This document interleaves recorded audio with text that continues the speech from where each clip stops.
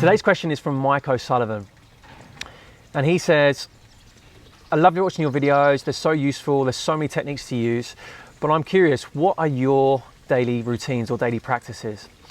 So my daily practices, they're really very simple, and I start very early in the morning. So Anna and I, we start around 5:30 in the morning because our daughter, they're non-negotiables. So we wake up in the morning early, 5:30, to get our meditation and breath work in. And so what that looks like, and I've done videos on this, is I spend around about an hour, and I don't time it, I just do it until I'm finished with it. So sometimes it's over, sometimes it's longer, but it's an energy center meditation.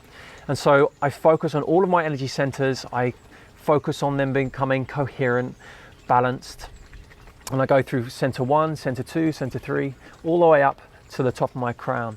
And if you're unsure of that, if you're not used to that, then there's a video below about energy centers. 1, describing what they are, and 2, a practice for you to use, a guided practice for you to use. And so I'll work my way all the way up. Whilst I'm doing that, in each center, I'm setting some intentions. So my root centers, so my first, second, and third, I'll be saying for safety, for worthiness, I accept my healing, I accept my power. And I work all the way through until I get to my crown chakra or crown energy center. And so when I've done that, when I know that I've done enough of a job on it, it's when I feel less of a denseness within it. I can feel there's a calmness, 1 in the muscle, like my contraction are softer, but 2, it's just a very subtle lightness. Very often for me, my center that gets blocked is my third energy center, second and third energy center, where it becomes quite just tight. It's like I've got indigestion all the time, but it's not within my stomach, it's within my body, my energetic body. All I can say is the more time you practice, the more often you practice this, the more tuned you'll become to all of this. I dismissed all of this a long time ago when I worked in Olympic sport. I was very blinkered, very naive, and shut myself off from this. But the more I practice now, and I've been doing this practice religiously for 5 years or so, excuse the van in the background, it's becoming a really visceral experience for me, which is becoming more and more exciting. So once I've done those energy centers, I then do a breath, a Kundalini style breath, where I contract my pelvic floor. I do an inhale in through my nose, following it all the way up to the top of my head. Once I'm full of breath, I hold my breath and squeeze my pelvic floor and just lift and lift, lift, lift for around a 10 count, and then I let go. If you've never done it before, just try it, be very gentle. What happens to me now is I get most often than not, I get a huge explosion of euphoria, of bliss. At times my body convulses, it contracts. I don't pass out, but I kind of come to. I realize, whoa, what just happened? And that might sound unnerving to you, but that's why I say take it easy and take it slow. And it's a practice. When your body is ready to let go, it will let go. And trust your body and trust you. And so I'll do probably 5 rounds of that. And after that, I'll enter a visualization. And so after those 5 breaths, which are not in a fast breath, they're done with periods of time. I enjoy the feeling that I get from it. I then enter a few minutes of visualization of what I'm visualizing at the moment. And so I write that down on paper and I assign a symbol to it. So, and I'm not thinking necessarily of material things, I'm thinking of freedom, of worthiness, of love, of health. I'm healed. I'm not thinking I want them, I'm thinking I am them. I'm already embodied them. I think that's a really important thing to mention with regards to visualization or manifestation, however you want to call it. It's about thinking that they're already here. You're grateful that you're already experiencing it, rather than you're in a place of lack. Now, one of my favorite teachers is Dr. Joe Dispenza, and I kind of adapted his teachings to work for myself. And I invite you, with all of my teachings and anyone else that you teach or you follow, to adapt it. Don't just adopt it. And you'll get that with experience. Just learn your way that works for you. So once I've done that, that's 5:30 to 6:30 in the morning. I'll then do a minimum of, say, 15-minute yoga, 20-minute yoga, a very basic yoga flow that I intuitively feel is right for me. Again, it has to fit what you need at that time each morning. And the reason I do 15-20 minutes is it ticking off bare minimum. This is a bare minimum for me each day. After that, my daughter's normally awake, and then get into the morning routine.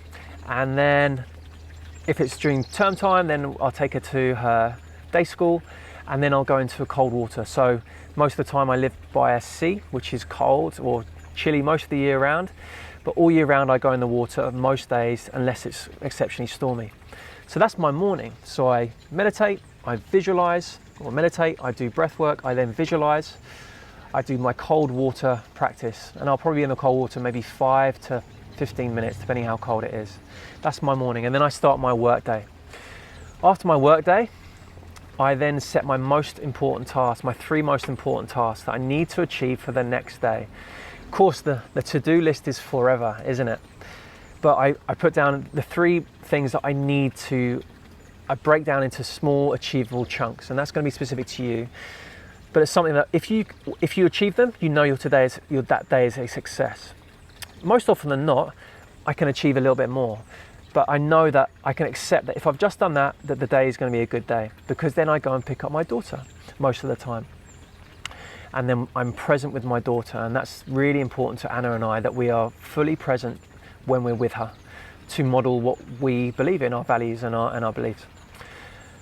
And then, so I've seen, during the water, I've been out exposed to nature. If I haven't been in nature, then I'll try and go into nature somewhere, probably the beach or the nearest park to me, or if I've got a bit more time, then I go into the countryside, which is like 15 minutes away from me. And then really the last main practice that I do on a daily basis is I then do some meditation, brief meditation before bed. And what that looks like, really, it's a relaxation practice where I put my feet up on the couch, I'm laying on the floor, and I'm just trying to relax, just trying to let go.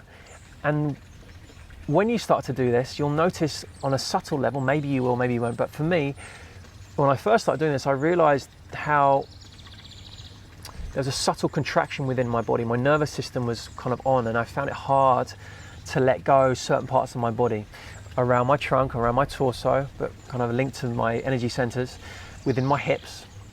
And over time, the time that I'm doing this now, I feel like I can just let go much quicker, and I can just soften my body, which helps me get into a deeper sleep and recover. And so that's my main practices each and every day. I will, of course, exercise. I'll either go for a bike ride, I'll go for a walk, I'll do some body weight strength work. I've kind of dropped all weight training that I used to be heavily involved in, and I listen to what my body needs now. I still have to watch that about me, but really putting it over to you. What does your body need? There's a structure for you to work on, but what does your body need? That's what I would always say to you if you're looking to develop a daily practice. What feels nice? What do you want to do? What does your body want to do versus what does your head want to do? And there is a difference. And start small. You haven't got to do an hour practice. 5 minutes to start with, 10 minutes. And I would say that the last thing I'm going to mention this is, do not check your phone until you've done your meditation and breathwork practice. That's first thing in the morning. Leave your phone in the kitchen and just come to it when you're ready to start engaging. Because if you do it beforehand, you're going to be distracted. You're going to maybe get an email that you feel you need to reply, or a negative email or a negative text or whatever it is. It's going to hold you. Your attention and awareness is going to be drawn to it straight away, and you're not going to be able to let go as effectively as you would be able to if you didn't check it. And so that's my simple daily practices. I hope you find that inspirational. And the last thing I'll say is just be curious with the energetic levels. As I said, I ignored that for a lot of my life, and now it's integral to my daily practice. It's such an exciting area to be working on for myself, and to feeling it unravel in the moment in real time. So thank you for your question, Mike, and I'm looking forward to hearing from more questions from the rest of you guys. Either comment below, remember #AskRichard, and I'll answer your questions in the coming weeks and months.